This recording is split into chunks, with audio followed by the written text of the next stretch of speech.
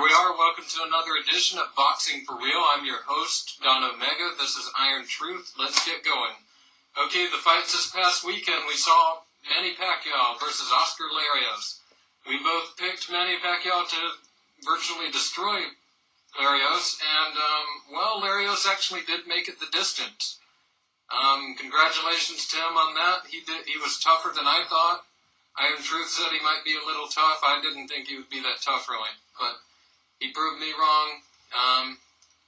He had a good performance. Manny Pacquiao, though, of course, had the excellent performance, actually outboxing his man. For me, it was personally, I thought, one of the most impressive performances from Manny Pacquiao that I've ever seen.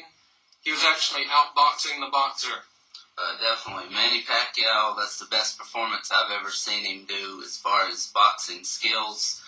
He was giving angles, he was spinning around the ring, he would shoot the straight left in and then spin around Larios, which he had never really done that before, using his jab, using the right hook, knocked him down twice in the 12th round and the 7th round also. Thought he was going to get him in the 7th, actually, when he knocked him down, but Pacquiao, brilliant performance. Larios was tougher than I expected. I thought he would be tough, not that tough at all. But anyway, Pacquiao deserves a ton of credit for that. He dealt with the pressure of fighting in his hometown, where he is a national hero, definitely. And he dealt with that fine, it seems like. And now he moves on to a November 18th rubber match with Erik Morales. So. Yeah, that's still in the air a little, but yeah, it definitely looks that way. All they're doing is getting the final figures together on that. So, and Pacquiao expected to make about over $4 million for that fight, his biggest payday so far. And he deserves it. He's definitely earned it. And right now, just coming off this victory, it's hard not to pick him in the rematch, in the third rematch. Plus, Erik Morales coming off 2 losses. And we'll talk about that at a later date, though. And moving along to the Showbox card, the young up-and-coming prospects, the relatives of good fighters, great fighters.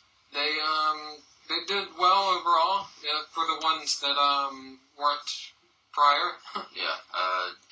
Stephen Pryor, definitely. Well, we could tell he was the worst before the night started. He already had a knockout loss in his first fight.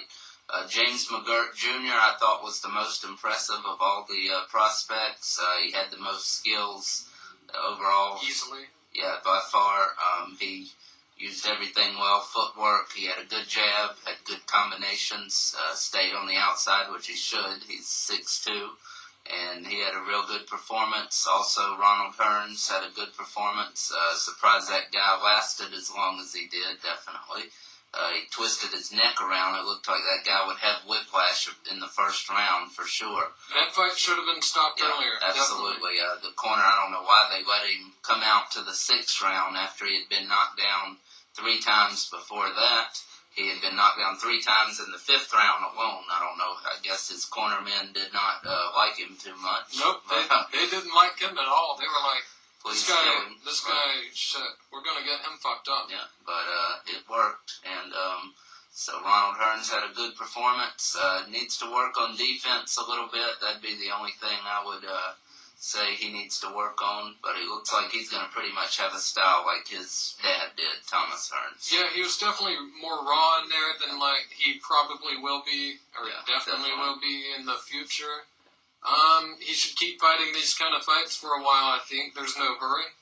And he doesn't need to try to live up to his dad's expectations. He needs to be his own fighter. Right. He'll never be able to live up to him, probably, so needs to get that out of his head. And just don't even think of it as living up to it. There's no need to even put that burden upon yourself. And because even say he does live up to it, I mean, why put yourself in the position to be trying it? Because then you start trying to fight like him.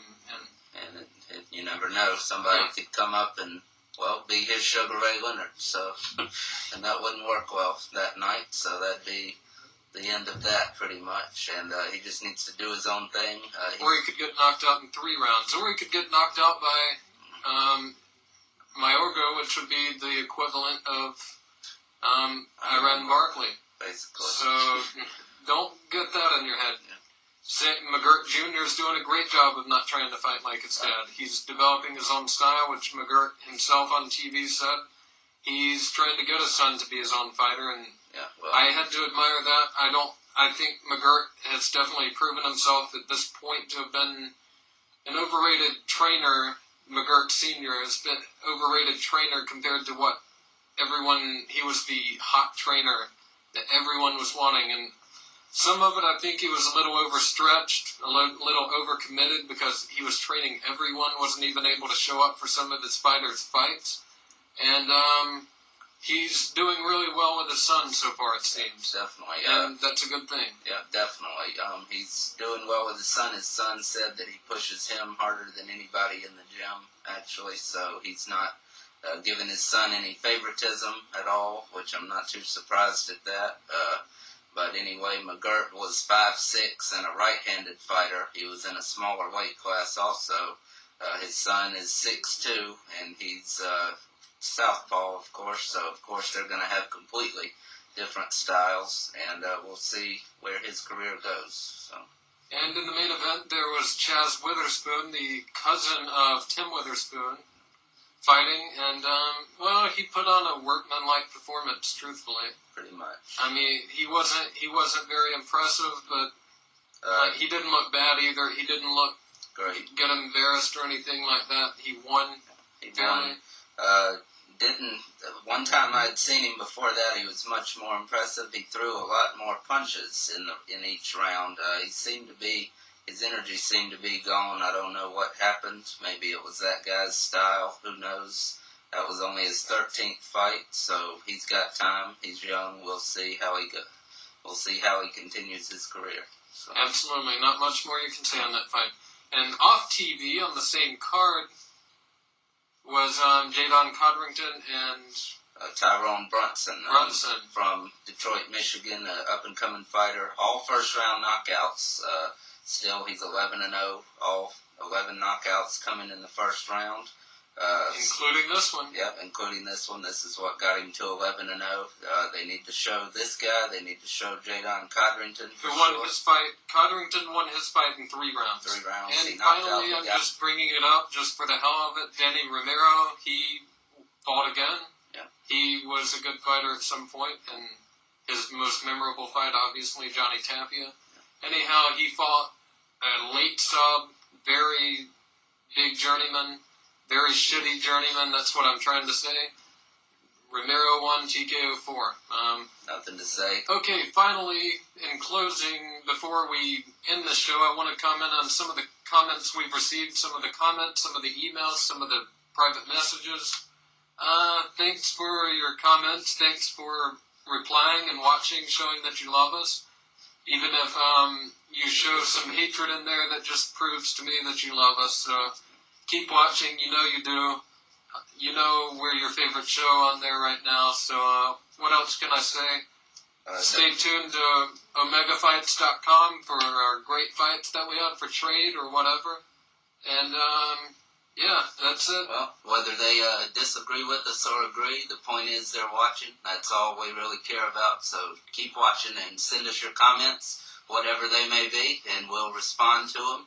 We can go back and forth, or we can agree. Doesn't really matter. Just keep watching the videos.